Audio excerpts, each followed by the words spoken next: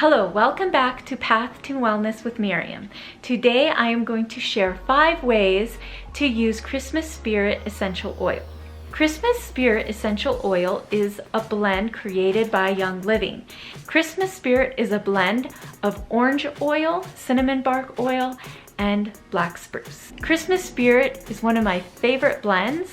It promotes feelings of joy and comfort, especially during the holiday season. The first way I like to use Christmas Spirit is by diffusing it. I either diffuse it on its own or add a couple of drops of citrus oil. The second way I like to use it is on a diffuser necklace, or you can put it on a diffuser bracelet. The third way is to add a few drops to pine cones or cinnamon sticks and have them out on your coffee table. The fourth way I like to use it is to put a drop in your hair for nice smelling hair. The fifth way to use it is topically by diluting it with 4 drops of a carrier oil and applying to places such as your temples, your wrists, your feet, or your back. Thank you so much for watching.